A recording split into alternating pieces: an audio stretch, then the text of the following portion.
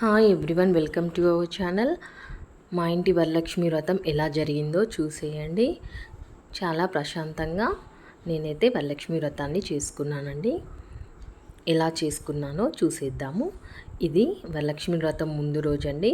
Flowers అన్నీ కొనేసి తెచ్చేసుకున్నాను గుమ్మాలకి, దేవుడి రూమ్కి కట్టుకోవడానికి. ఇలా పూజకు కావలసిన పూలన్నీ ఒక బాక్స్లో ఇలా స్టోర్ చేసి పెట్టుకుంటున్నాను. మనం పూజకి కావాల్సినవన్నీ ముందు రోజే ప్రిపేర్ చేసి పెట్టుకోవడం వల్ల పూజ రోజైతే హడావుడి లేకుండా ప్రశాంతంగా చేసేసుకోవచ్చు పూజని. చూడండి, అన్ని రకాల ఫ్లవర్స్ అయితే తెచ్చుకున్నాను నేను. చామంతులు, రోజ్ ఫ్లవర్స్, అలాగే అమ్మవారికి పెట్టడానికి ఫ్రూట్స్, అలాగే పసుపు కుంకుమకి ఇచ్చుకోవడానికి వాయనానికి కూడా తెచ్చి పెట్టుకున్నాను.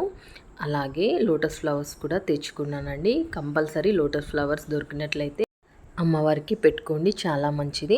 అలాగే ప్రసాదాలకు కావాల్సిన పప్పులన్నీ నానబెట్టుకున్నానండి. చింతపండు కూడా నానబెట్టుకున్నాను పులిహోరకి. అలాగే శనగలు కూడా నానబెట్టేశాను. ఇక్కడ చూడండి, పూర్ణాల కోసం ఇక్కడ శనగపప్పుని కొద్దిగా పసుపు, ఆయిల్, వాటర్ వేసేసి కుక్కర్ విజిల్ అయితే పెట్టేసుకుంటున్నాను. అలాగే వడలు చేయడానికి మినపప్పు నానబెట్టుకున్నాను. అలాగే పూర్ణాలకి దోశపిండి కోసం మినపప్పు, బియ్యం కలిపి నానబెట్టేసి పెట్టుకున్నానండి. చూడండి, చింతపండు నానబెట్టాము కదా, అందులోకి వెళ్ళి చింతపండు రసంని తీసైతే చింతపండు పులుసునైతే ఇలా ప్రిపేర్ చేసుకుంటున్నాను. ఈ చింతపండు పులుసులో మిరపకాయలు, అలాగే కరివేపాకు కూడా వేసి కొద్దిగా పసుపు, ఆయిల్ వేసి ఇలా అయితే మరిగించుకుంటున్నానండి. చూడండి, ఈ విధంగా దగ్గరికి వస్తే సరిపోతుంది. ఇది ఇక్కడ స్టవ్ ఆఫ్ చేసేసుకున్నానండి. అలాగే మనం ముందుగా ఉడకపెట్టిన పప్పు ఉంటుంది కదా, చూడండి ఇలా వడగట్టేసేసుకొని ఈ పప్పులోనే బెల్లం కూడా యాడ్ చేసేసి మంచిగా గ్రైండ్ చేసుకున్నానండి. ముందుగా నానబెట్టిన మినపప్పును కూడా వడల కోసం ఇలా గ్రైండ్ చేసి పెట్టేసుకున్నాను.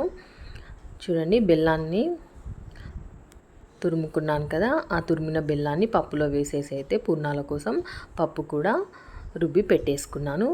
పూజా సామాన్ అంతా తోమేసుకున్నానండి. అలాగే మనకి తెల్లారి కావాల్సినవన్నీ ఒక చోట ఇలా పెట్టేసుకున్నానండి. అమ్మవారికి పెట్టడానికి శారీ, పూజా కుందులు అన్నీ పెట్టేసుకున్నాను. వాయినాలకు కావాల్సిన అన్నీ రెడీ చేసి పెట్టేసుకున్నాను. చూడండి, పళ్ళు, పూలు, పూజా సామాన్ అన్నీ ఒక దగ్గర పెట్టుకుంటే ఈజీగా ఉంటుంది. అలాగే అమ్మవారికి కట్టడానికి శారీని కూడా డ్రేప్ చేసి పెట్టేసుకుంటున్నాను. నైటే మార్నింగ్ లేవగానే చాలా హడావుడి ఉంటుంది కదా, ఇంకా మిగతా పనులు కూడా చేసుకోవాలి కాబట్టి ఇలా నైటే శారీని అయితే డ్రేప్ చేసి పెట్టేసుకున్నానండి. శారీ అయితే చాలా బ్యూటిఫుల్గా ఉంది. చాలా రేర్ కాంబినేషన్ అండి. పర్పుల్ కొంగు అయితే వచ్చింది. చూడండి, ఇలా నీట్గా శారీని అయితే నెమ్మదిగా డ్రేప్ చేసుకుంటున్నాను. శారీని డ్రేప్ చేసి ఒకసారి సరిగ్గా కుదిరిందా లేదా అనేసి అయితే ఒకసారి చెక్ చేసేసుకొని అయితే పక్కన పెట్టేసుకున్నాను. తర్వాత నెక్స్ట్ డే మార్నింగ్ అయితే లేసేసి స్నానం చేసేసుకొని ప్రసాదాలు అయితే ప్రిపేర్ చేసుకున్నానండి. అటు ప్రసాదాలు ప్రిపేర్ చేస్తూనే ఇక్కడ అమ్మవారిని రెడీ చేసేసుకున్నాను. నిత్య పూజ కూడా చేసేసుకున్నాను. ఫస్ట్ అయితే పసుపుతో గణపతిని చేసుకుంటానండి. అలాగే గౌరమ్మను కూడా చేసుకుంటాను, పూజలో పెట్టుకుంటాను. ఫస్ట్ మనము గణపతికి, గౌరీమాతకి పూజ చేసేసుకొని పూజనైతే స్టార్ట్ చేసుకుంటానండి. 3 తోరాలైతే చేసుకుంటాను నేను. ఒకటి అమ్మవారికి, ఒకటి నేను కట్టుకోవడానికి. పసుపు బొట్టుకు వచ్చేవారిలో ఒకరికి కడతానండి. అలాగే ఎవరికి ఇష్టం ఉన్న విధంగా వాళ్ళైతే పూజను చేసుకుంటారు. నేనైతే పూజలో 1 రూపీ కాయిన్ పెట్టుకొని అయితే పూజను చేసుకుంటానండి. కొందరు రూపు పెట్టుకుంటారు, ఎవరికి తోచినట్టు వాళ్ళు చేసుకుంటారు. నేనైతే 1 రూపీ కాయిన్ని పూజలో ఉంచుకొని పూజనైతే చేసుకుంటాను. ఇక్కడ చూడండి శారీ అంతా డ్రేప్ చేశాను. ఒకసారి సెట్ చేసుకుంటున్నానండి, కరెక్ట్గా వచ్చిందా లేదా అనేసి. ఇలా సెట్ చేసి పక్కన పెట్టేసుకుంటున్నాను. నెక్స్ట్ డే లేవగానే మార్నింగ్ స్నానం చేసేసి తొందరగా ప్రసాదాలు అన్నీ చేసేసి పూజనైతే చక్కగా చేసుకున్నానండి. మనము కంపల్సరీ ఆవు పాలతో అమ్మవారికి పరమాన్నం చేసి పెట్టండి. మీకు కుదిరితే చాలా ఇష్టం అండి అమ్మవారికి పరమాన్నం. అలాగే దద్దోజనం కూడా చాలా శ్రేష్టమైనది అమ్మవారికి పెడితే. లలితా సహస్రనామంలో కూడా ఉంటుంది మనకి క్లియర్గా. చూడండి ఇక్కడ తెల్లవారి నేనైతే స్నానం చేసిన తర్వాత ఇటు ప్రసాదాలు ప్రిపేర్ చేస్తూనే అక్కడ అమ్మవారిని కూడా రెడీ చేసుకుంటున్నాను. నిత్య పూజ చేసుకున్న తర్వాత ఇక్కడ అమ్మవారికి పరమాన్నం అయితే చేస్తున్నానండి. అలాగే వడలు పూర్ణాల కోసం ఆయిల్ పెట్టుకున్నాను. చూడండి ఇదైతే పూర్ణాల కోసం, అలాగే వడలు వేయడానికి ఇది వడపిండి. ప్రసాదాలు అయితే క్లియర్గా ఏం చూపెట్టట్లేదండి, జస్ట్ అందరూ చేసుకునేవే కదా కాబట్టి లైట్గా అయితే తీసాను వీడియోని. ఇక్కడ వడలు అయితే వేసేసుకుంటున్నానండి. చాలా అంటే చాలా ప్రశాంతంగా అయితే నా పూజను నేను చేసుకున్నాను. 5 రకాల ప్రసాదాలు అయితే చేశానండి. వడ, పూర్ణాలు, పరమాన్నము, పులిహోర, దద్దోజనం చేశాను. అలాగే ఫ్రూట్స్ పెట్టుకున్నాను, నానబెట్టిన శనగలు కూడా పెట్టుకున్నానండి. చూడండి ఇక్కడ పులిహోర కలిపేసేసుకుంటున్నాను. వడలు, పూర్ణాలు, దద్దోజనం అలాగే పరమాన్నం చేసేసాను. ఇక్కడ పులిహోర కలిపేసేసుకుంటున్నాను. తులసి చెట్టు దగ్గర చూడండి పూజ కంప్లీట్ చేసేసుకున్నాను. ఇదైతే డోర్ అండి. ఈ డోర్కి అయితే అయితే కట్టేసుకున్నాను. బంతిపూలు మామిడాకులతో తోరణాలు అయితే కట్టేసుకున్నాము గుమ్మాలకి. చూడండి ఇక్కడ అమ్మవారిని అయితే రెడీ చేస్తున్నాను.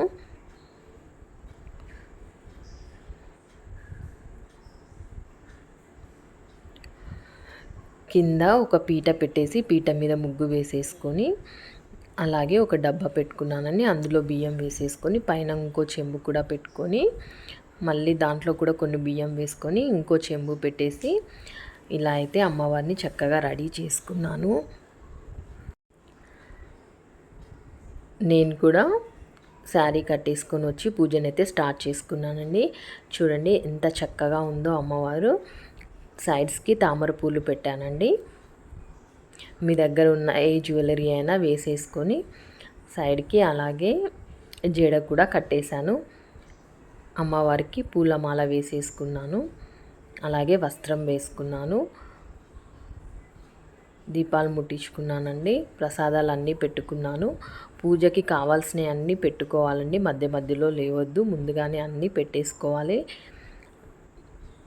చూడండి నిత్య పూజ కూడా చేసేసుకున్నాను.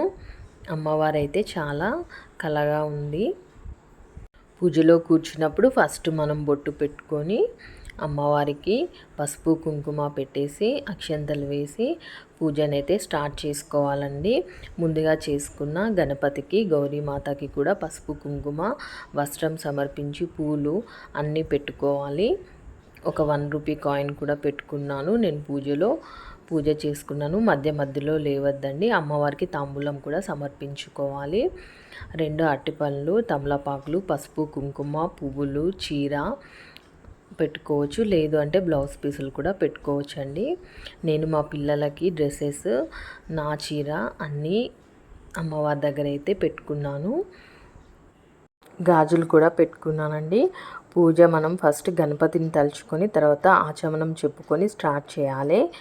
ఓం కేశవాయ నమః, ఓం నారాయణాయ స్వాహ, ఓం మాధవాయ స్వాహ అని ఆచమనం చెప్పుకొని అయితే మనం పూజనైతే స్టార్ట్ చేసుకోవాలి. ఆవు నెయ్యితో దీపారాధన చేస్తే చాలా శ్రేష్టం అండి. నేను ఆవు నెయ్యితోనే దీపారాధన చేసుకుంటాను. అలాగే మనం దీపపు కుందులకు అన్నింటికి గంధం కుంకుమ బొట్లు కంపల్సరీ పెట్టుకోవాలండి.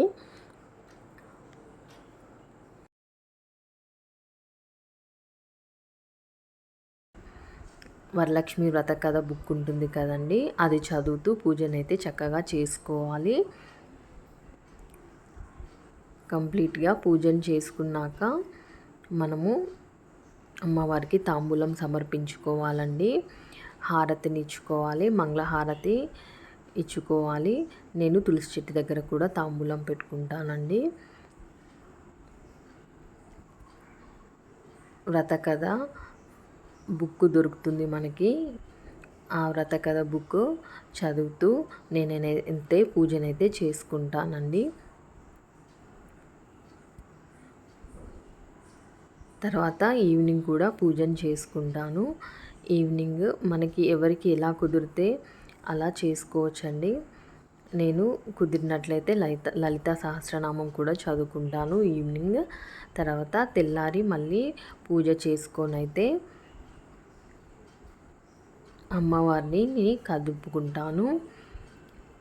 5, 9, 11 మందికి మనము పసుపు కుంకుమ ఇచ్చుకోవచ్చండి.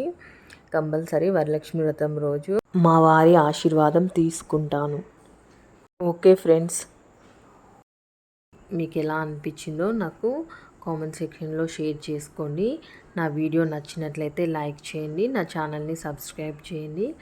ఏమైనా తప్పులు ఉన్నట్లయితే నాకు చెప్పండి, నెక్స్ట్ టైం అవి జరగకుండా చూసుకుంటాను. Okay friends, thank you for watching. అమ్మవారు ఎలా ఉందో నాకు కామెంట్ చేయండి. నచ్చినట్లయితే తప్పకుండా లైక్ చేయండి. Okay friends, thank you for watching.